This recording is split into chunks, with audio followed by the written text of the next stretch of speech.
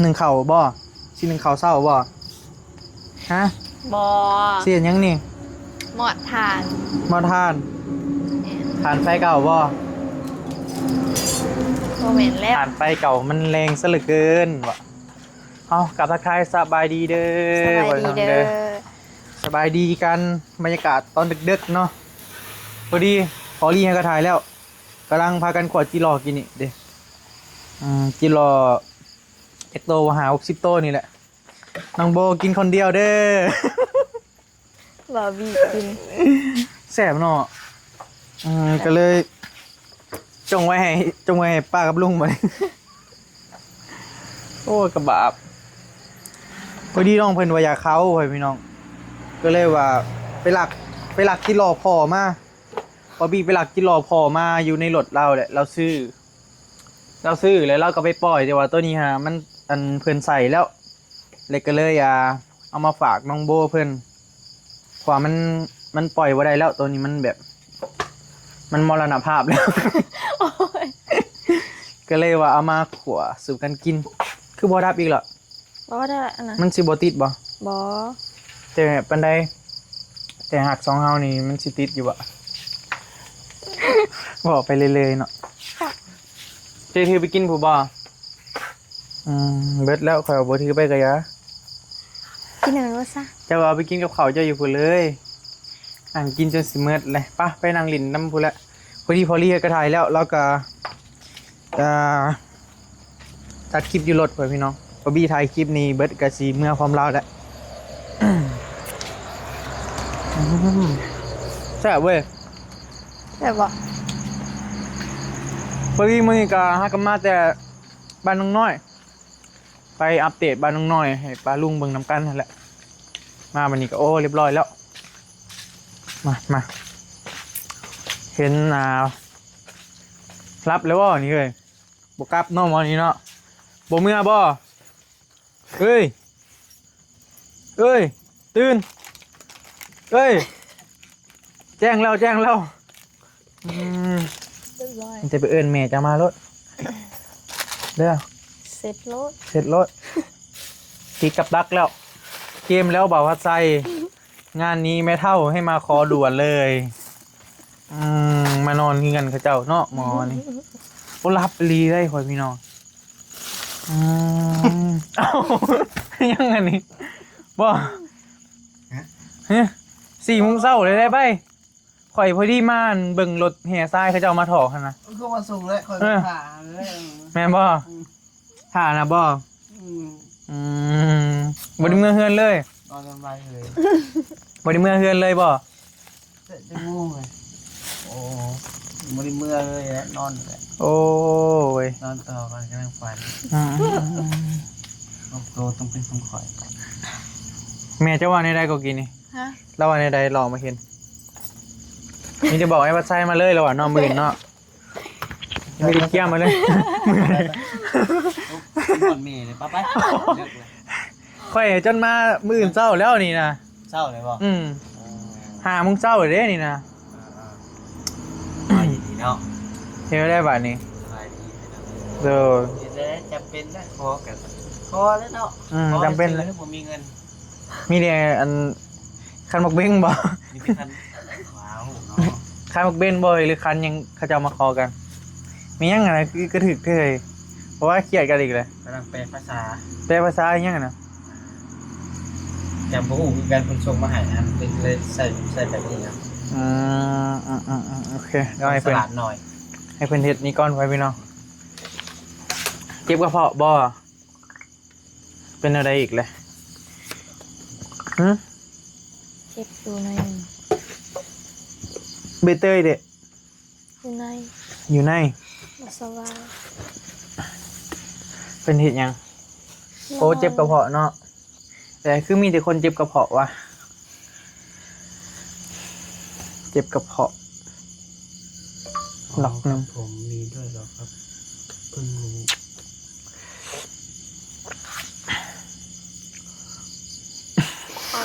มีหยังเนี่ยหึเบลไปใส่ เบลเขาบอกไปนอนเลย ไปนอนหรอบ่ อืม น้ำน้ กินแม่บัวบัวยาวอ่ะเป็นยัง อยาก กินอิ่มแล้วแหวนเบิดลายโตแล้วแหวนบัวยาวหรอพอดี เดี๋ยวหนังก็ปุ่นน้อยหนึ่งก่อนพอพี่น้องจะเมื่อละห้ากับพากันกดจีรอแล้ว ำแค่จิรอนะ เด้งกินแม่ อันนี้ห้าจิรอ อืม ซื้อมาหน่อยเดียวหนึ่งนะไปหลักของพ่อมานี่กัน แล้วของพ่อ อืม ครับแล้วพ่อจะ พ่อจะเอาเมื่อให้แม่ครับ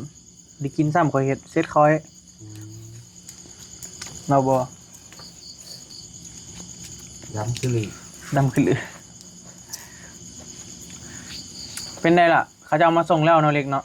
โดย ลวดอะไรยังเหมือนบอไอ้สั่งลวดนำได้โลหนึ่ง บ่เห็นแต่เล็ก อืม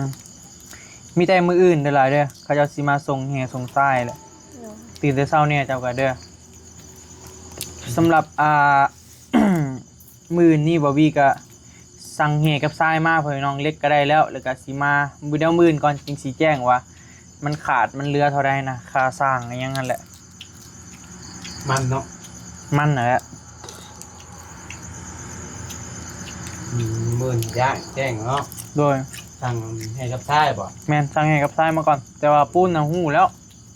ปูนมือนะเพื่อน โดน2 ล้านแมนมือได้เขาจึงซื้อมาก็จึงไหลกันนะแต่ก็สิแจ้งไปนั่นน่ะแหล้ว สอบประแซนเลยนะเนาะ แม่นแหละสอบละแสนขึ้นแล้ว เพื่อฮอดเพื่อนช่วงนี้มันจะบทสอบประลาด เป็กสิมีเงินเห็ดหรือบ่เล่นงานเอา ยุคช่วงเฮา อืม ยุคเจ้าเห็ดเพื่อนสอบประลาดเดี๋ยวย าแหละบ่เห็ดดอกข่อย ไปสิไป หาอยู่น้ำลูกน้ำเมียเอา อะไรหรอก อืม เดี๋ยวเมียก็มีอยู่เห็นไหม ลูกเมียกับบ่มีเห็นบ่ อืม ปุ๊บตูบอยู่อ่ะ อยู่ป่า อยู่ป่า อยู่วัดก็ ไปบวชเนาะแล้ว บวชสบายใจ แม่นเหรอ ท่านจะไปหาหลอดนอนให้เฮ้ย เนาะ ชิว หานอนแถวเป้เท่านี้แหล้วนี่คนพี่น้องตูบน้อยคอยหักคือเก่า ๆอันนี้ก็ไม่ อืม ยังเป็นเลย มันคือหยังวะ เต้น เต้นบ่ห้องไป มึงเจ้าเนี่ยเขาจะมานอนอยู่นอก แม่นเหรอ ไม่กล้าถามติดคือถามเนี่ยอยากมานอนถาม อ้าว ถาม เมื่อพ่อคู่มือได้พ่อถ่ายอยู่รถอยู่ตอนนี้กำลังตัดคลิปอยู่ไว้ๆเด้อลูกชายเหรอท่าน เป็นได้จัก หืม เป็นข่อยบ่ เต้นไป เป็นข่อยจะจับ เต้นไปล่ะ เต้นแบบสั่น เออหมอนี่เลย เป็นข่อยแท้เงียบไปกว่านี่ โอ้ไม่ได้คนข่อย จริงก็ถูกเปิดเผยต้องมีสักวันต้องมีสักวัน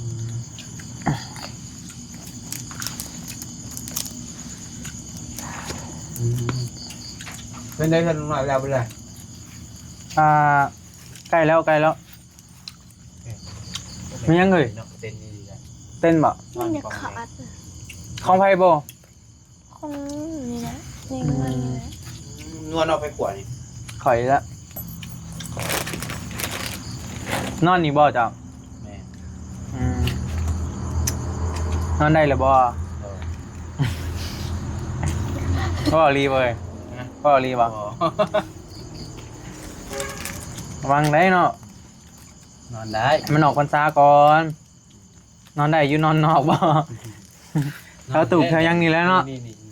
อืมคือข่อยเห็นเจ้าได้ลมกับสร้างบ่มื้อเช้านี่ โดยก็ได้ล่มอยู่ โดย ลมกับสร้างเลยกับเถาน้ำ เพิ่นว่าได้นะ คุณราคาสร้าง10 ล้าน 10 ล้าน โดย อืม10 ล้านนี่แบบใดนี่ตั้งเสาเทคานบ่ แม่นกอเอลตั้งเสากอเอลที่ข้าน แบบคือเฮาเคยจ้างแล้วเนาะ แม่น อันนั้นคันต้นนะ โดยแต่ว่าเพิ่นสิในกรณีม่าง อืม ในกรณีม่างห้านเก่า โดย ให้สร้างเพิ่นม่างให้เลยหาเพิ่นสิเพิ่มล้านหนึง อืม คะแนนว่าบ่ให้เพิ่นมากให้ช่วยมากเองซอยกันมากเลยเพิ่นลดเหลือ9ล้านลดลงล้านหนึ่งเหลือ9ล้าน ลดลงล้านหนึงคันเฮามากเอง โดย อืม แต่ก็ถ้าหากว่าในมือที่เพิ่นยกเสามือที่ตั้งเสาอะไร โดย เฮาหาคนก็มีคนย่อซอยกันตั้งเสาซอยกันฮะ โดย เพิ่นก็สิลดให้อีกต้นละ5แสนต้นละแสนห้า ต้นละแสนเลยบ่ ต้นละแสนห้า อืม ต้นละแสน เจ้าลองไล่เบิ่งคร่าวๆหรือว่าข่อยก็ยังบ่ได้ทันยังนะ โดย พอไปเวียกเบิดมือเลยมื้อนี้ก็ ก็ได้เบิ่งคร่าวๆมันตกอยู่เป็นเงินไทยประมาณ10,000 เอส ประมาณ10,000เอสเนาะ แม่น ถ้ามี10,000เอสแล้วตั้งเสาได้แม่นบ่ โดย อืมเพราะว่าบ่บี้ยังบ่ได้สัมผัสกับสร้างนะพ่อพี่น้องมีแต่ผัดไส้กับประตูแหละเห็นคลิปมื้อเช้านี้นั่นแหละ แต่ก็ได้คือกัน แนะว่าอันให้เพิ่นเฮ็ดให้ทุกอย่างนับตั้งแต่ม่างห้านแล้วก็หาคนมากับเพิ่นเดี๋ยว10 ล้าน 10ล้าน โดย มันก็สิถ้าว่าเฮาเฮ็ดตัวนั้นแล้วเฮายังสิมีเงินเหลือไปซื้อตัวอื่นอีกเนาะมันก็หลายเติบได้นะ แล้วมันก็เพิ่มอีก 3-4,000 บาทนะ แม่นเลย แต่ว่าจะสร้างนี่แต่ว่าข้อยก็บอกไปแล้วว่า เด้อ ก็ยังบ่ได้ว่าตกลงเอาสร้างนี่ก็เดี๋ยวสิถามเบิ่งหลายคนก่อน อันนี้แม่นราคาคร่าวๆเนาะ แม่น ราคาคร่าว ถามว่ามันแพงบ่มันถูกบ่ก็บ่ถึงขั้นว่าถูกก็บ่ถึงขั้นว่าแพงสำหรับ ๆก็พอดี ปานกลาง โดย อ่ ปานกลาง มันก็บ่แพงหลายหันน่ะเป็นเนาะ อืม พอฟังอยู่ โดย เพราะว่ามันก็ลื่นจากครับปกติอัน 9,000 เนาะตัวละ 1,000 อันนี้เพิ่มขึ้น 2,000เป็นจังได๋ก็แล้วแต่บางเทื่อเฮาถามรายสร้างเขาได้ว่ารายสร้างเพิ่นบาทเท่าใด โดย ต้องการให้มีงบค่าสร้างก่อนซะเนาะ โดย เพราะตอน แต่ นี้ ว่าอันนี้เป็นคร่าวๆซื่อๆพ่อพี่น้อง ข้อมูลคร่าว ข้อมูลแต่ว่าค่าสร้างยังบ่ทันมีดอก เพราะว่าเงินนำเบาบี้ก็พอ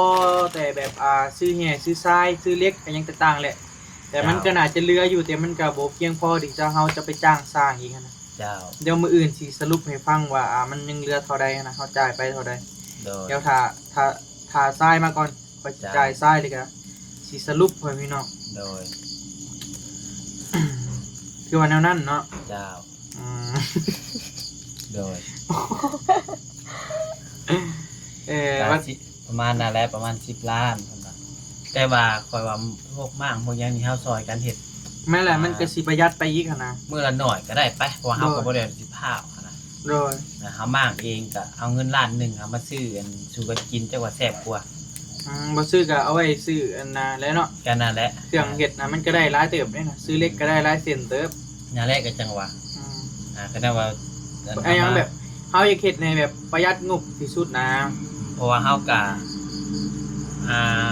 ก็เบิ่งตัวจริงเนาะเบิ่งตัวจริงก่อนว่ามันสิแนวใดพี่น้องก็ได้ว่ามันหลายคนพอซอยกันได้ก็สิซอยกัน มากครับบ่น่าจะยากนี่ข่อยว่าเนาะ มันก็ต้อง มาก อยู่แล้วมัน มั ก็ น ต้ บ่ อง แม่น ตาม เฮ็ด ขั้นตอนมันได้มากกัน แม่นเลย มันต้องได้ขึ้นไปมากเครื่องมาก่อ เทิ น งก่อน แม่น สัง บ่ กะ แม่น สี ว่า อะไร ที่ ครับ ทุ่ม ตบ ต่ำเลยมันก็บ่ได้ เอารถมาดุดเลยบ่ ก็บ่ได้มันก็ตามขั้นตอนเอาไม้เช่นนั้นอันนี้ออกนั่นน่ะ โดย อืม ก็ราคาคร่าวๆประมาณนี้เนาะ โดย ตอนนี้ครับบ๊อบบี้ซื้อมาหั่นมีเสามีบล็อกแล้วก็มีเหล็กมือนี้แห่กับทรายพ่อพี่น้องแล้วก็ปูนหั่นมือเฮ็ดจังสิสั่งมาว่าซะเพราะว่าช่วงนี้มันเป็นยามฝนเด้ เจ้า สั่งมาเขาก็ยังบ่ได้ทันเฮ็ดอะไรหยังหั่นนะ โดย แต่ว่าทีนี้เนี่ยก็คือค่าสร้างนี่แหละ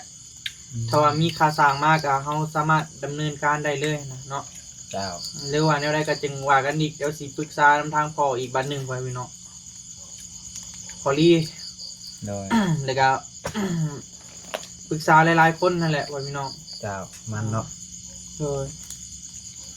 เข้มน้ เข้มบ่ ำเฮ้ยกินแต่อันโตมันนี่สัวแท้ ให้ เลือดแต่หัวมัน ให้กิน เบลบ่ เบลกินเนาะ ดีว่ะ เนาะ ดีเลยสิวะ เอ๊ะ เบลกินได้ งาม งาม งามมือเก่า มันเว้ย อืม พอเราไปปล่อย เมื่อ มื้อ น่ะ นี้ ซื้อขวามากินเนาะ 400-500โตเราปล่อยนะ เมื่ออื่นขอยจะไปคุดขอยเห็นแล้ว ไป เดี๋ยวคอยมือขึ้นนะ อยู่ฝั่งใด ปลาพริก ก็หูแล้ว ปลาพริกบ่ อืม พอถ่ายคลิปลงคอยไปเอาคือเก่า ไปบ่เจ้าแตก แล้วพวกน่ะคอยว่าต้องไปเอาแหละพวกเขาก็เบิ่งติดตามเบิ่งคือกัน เขาหูเนาะแต่ควายมันสิควายอยู่แถว มั นั้น น ก็ เต็ม บ่ไปไกลดอก อืม บางเทื่อมันกอกมันเหยาะอยู่ซั่นบ่จ๊ะ ยังบ่ทันเด็ดควายซ้ำบ่จังเนาะเพราะเพิ่นมันซื้อแล้วเพิ่นจะปล่อยลงนาเลยเด้อืม พอกับลูกก็ได้ปล่อยติ กาฟ้าวเนี่ยนะ มันก็ค่ำแล้วมันก็หลายๆอย่างอะประมาณถ้าว่าเบ็ดเซ็ตเพิ่นเฮ็ดให้เพิ่นม่างให้คือว่าแบบเอามีสิจ่ายเงินนี่10ล้านเนาะประมาณ 15,000ไว้พี่เนาะถ้าว่าเป็นเงินไทยอะนะ 14,000 14,000เนาะได้15,000เลย แม่ กลม ในขั้นตอนตับอิฐ ๆโดยแต่ก็ว่าในกรณีนี้บัดนี้เด้อล่ะเด้ออันนี้แม่นถ้าสมมุติว่าเฮาม่างเลยเฮาก็บ่ฮู้ว่าสิได้ซำใดเด้อล่ะเด้ออันนี้จะต้องปรึกษากับแม่เฒ่ากับพ่อเฒ่าตื่มเด้อล่ะเด้อมีเวลาก็ร่วมกับเพิ่นหั้นนะเนาะถ้าสมมุติว่ามีแต่งบค่าสร้างมาแม่นบ่เฮาก็มีแต่ตั้งเสาแล้วเนาะแล้วก็หรือว่าแนวใดก็จึงว่ากันอีกบัดนึงเนาะแล้วแต่บุญและวาสนาตัวนี้นะ บอกเพิ่นนะ แม่นแหละร่วมกับเพิ่นตื่ม ในกรณีว่าเฮามั่งห้ามแล้วเฮาตั้งให้ใหม่ โดย แต่เฮาก็บ่ฮู้ว่า สิซอยได้ซำใด ขอได้สำใดเฮ็ดฮอดคันใดบางเทื่อก็มุงเนาฮอดแต่มุงหลังคา โดย ก็ได้แต่มุงหลังคา ได้ตั้งเสาก็ได้ตั้งเสา แม่น บางทีก็ได้แต่ซ้ำนี่ก็ได้แต่ซ้ำนี่ บางเทื่อก็ได้หลายกว่าหันก็มี บางทีก็ได้งามๆเลยก็มี จนฮอดมีเครื่องมีของเขาห่านเลย ก็มี ก็แล้วแต่บุญเฮาเนาะ โดย โดย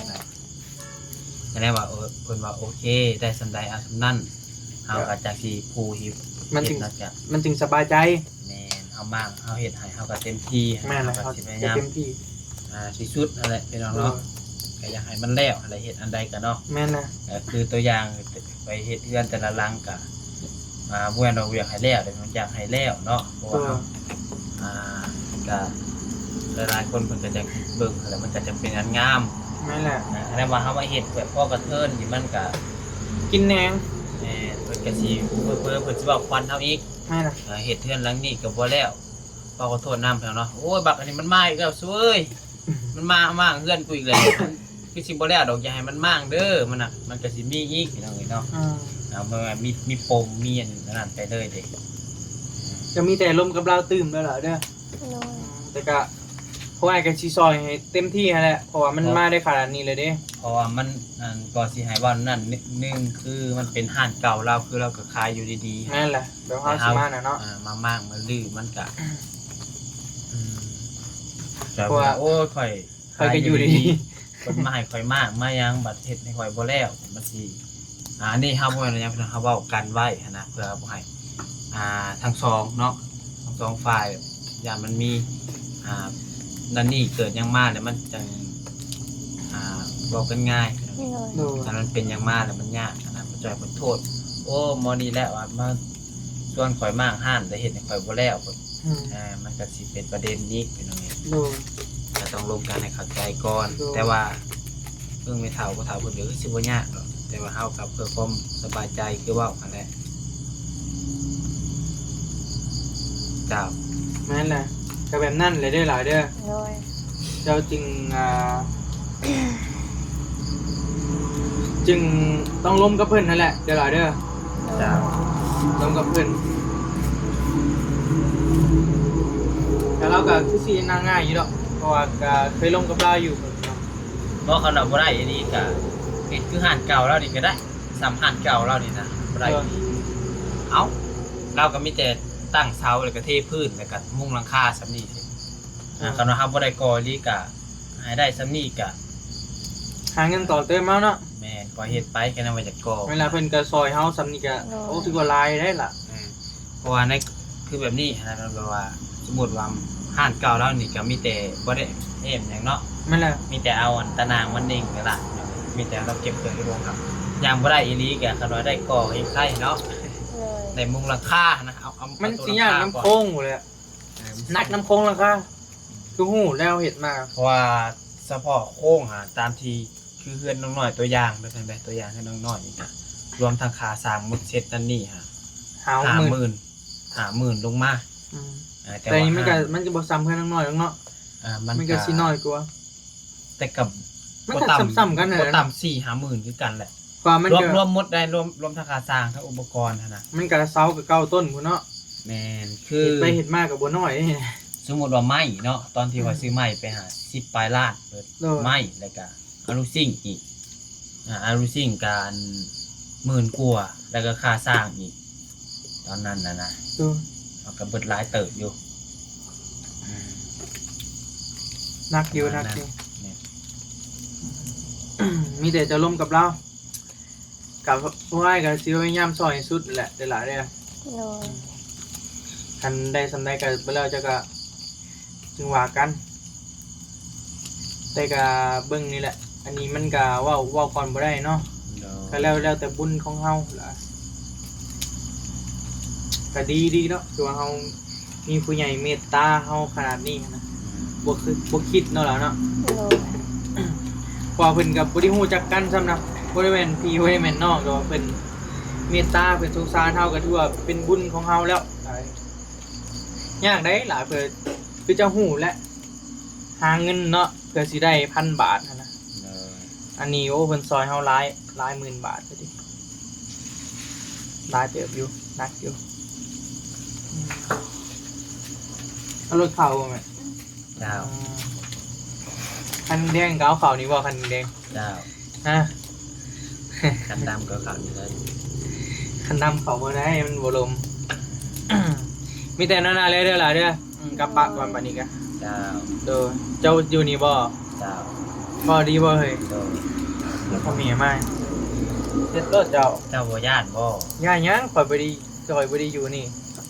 ย่านผีจะบ่ย่านบ่ โอ้ย่าแม่เนาะ บ่อยเราทำเมื่อนำ ไปซะปะ ไปๆ ใช้แบงค์ได้เลย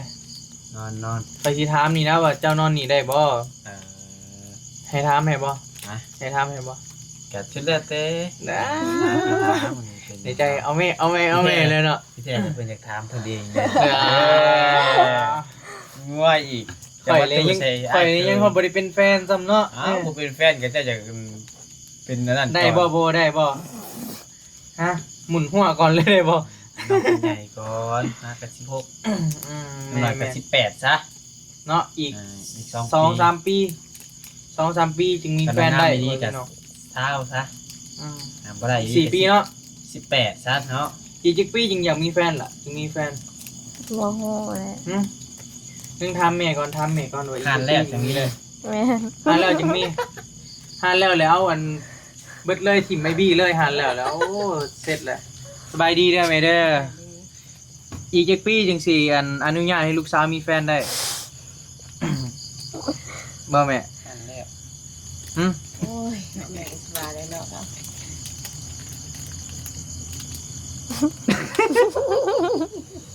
คิดยากสมมาควรผลแรกอ่ะมีเดี๋ยวๆ ตอนนี้ยังสมมาแล้วบ่ตอนนี้ เรียนหนังสือก่อน เรียนหนังสือก่อนเนาะแม่เนาะแต่ว่าโบอยากมีแล้วโบวะเห็นเอาได้ละบาทนี่ บ่เป็นเจ้าบ่ อย่าปากมี เออ เนาะบ่ได้ไปเรียกว่าแม่เว้ย บ่ได้ไปตอนเช้ามื้อนี้ ไปตอนเช้าเฮ็ดตอนเช้าแต่จักโมงหาจักโมง 7:30ฮะ3:30 7:30หา3:30เวลามันซ้ำกันบ่วะเจ้าเฮ็ด3:00 น 11:00 นเนาะ แม่น จักชั่วโมงวะ 8 ชั่วโมง 8 ชั่วโมงเนาะ 8 ชั่วโมง 8 ชั่วโมงซ้ำกันคือแม่เพิ่นนี่ก็เฮ็ดเวียกโรงงานพ่อพี่น้องเฮ็ดโรงงานนี่แหละยาสูบใกล้ๆนี่แหละบ้านเฮานี่แหละก็คือว่าสิได้หยุดแล้วแม่นบ่ แม่นยาใกล้สิเบิดแล้วเด้ค่ะ ถ้าว่ายาเบิดแล้วเพิ่นก็ให้หยุดแม่นบ่ แม่น ถ้าว่าหยุดนี่ก็คือฮู้แหละบ้านเฮาหาเวียกยากเนาะแม่เนาะ แม่น ถ้าว่าเฮาพอมีเวียกมีเฮ็ดก็ยังก็มันก็พอมีเงินใช้นะแต่ว่าบัดนี้เฮาบ่มีเฮ็ดเลยมันบ่มีรายรับก็คือฮู้แล้วเนาะ ก็ยากอยู่พ่อพี่น้องแต่ถ้าว่ามีห้านมีหยังก็พอได้ค้าขายน้ำลูกนำแม่เนาะ แม่น ก็เป็นอีกหนึ่งอาชีพที่ว่าก็สามารถเลี้ยงดูครอบครัวได้เลยแหละพ่อพี่น้องถ้าว่าเฮามีห้านที่ว่ามันมั่นคงมันแบบมันมีครบนะเนาะแม่เนาะมันก็พอได้ขายอยู่ได้เพราะว่าทำเลหยังต่างๆ มันก็โอเคหั้นนะมันเวิร์กเลยนะมันเพอร์เฟกต์แล้วทำเลหยังต่างๆหั้นนะอีกอย่างก็น้องเพิ่นก็มักค้าขายอยู่แล้วหั้นนะมันก็มีพื้นฐานมาแต่ด้นเลยเนาะแม่เนาะ แม่น yes ถ้าสมมุติว่ามีแต่ซ้ำนี้เด้แม่สามารถต่อเติมได้บ่ มีหานจะมีฮะ มันก็ อยากจะขายหยังสมมุติว่าแบบมีห้านแบบคักเลย เฮ็ดห้องอยู่ห้องกินนั่นแหละขายนำทางเนาะมันมีโรงงานเนี่ยเขาก็แหวซื้ออยู่เห็นเขาเฮ็ดขายเขาก็มาถามอยู่หั่นนะ ของอยู่ของกิน แม่น ข้าวต้มขนมเนาะปะปนกันไป แม่น จะว่ามันก็โอเคได้ร้านมันนี่เขาเจ้าเปิดคูปี้แล้ววะ แม่นเปิดทุกปี คนหลายอยู่อันนี้ก็เคยมาอยู่ก็พอได้ขายอยู่พ่อพี่น้อง แม่น เอาโอเคเด้อแม่เด้อสู้ๆกันแหละ โดยใจหลายๆเด้อเดี๋ยวพัดไส้นี่สินอนนี่ได้บ่มื้อนี้ เอาแม่นอนเลยนะโอ้ยหมอนี่เฮ้ย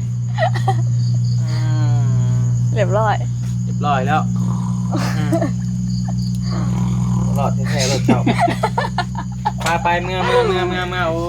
ย เจ้า ให้มันนอนมือหอนยามก่อน yes ที่อยากหมุนอย่างเดียวเลยเห็น yes โอเค โอเค เดี๋ยวเดี๋ยวกลับปาก่อน no no no no what what the fuck โมเมนต์ละ push by baby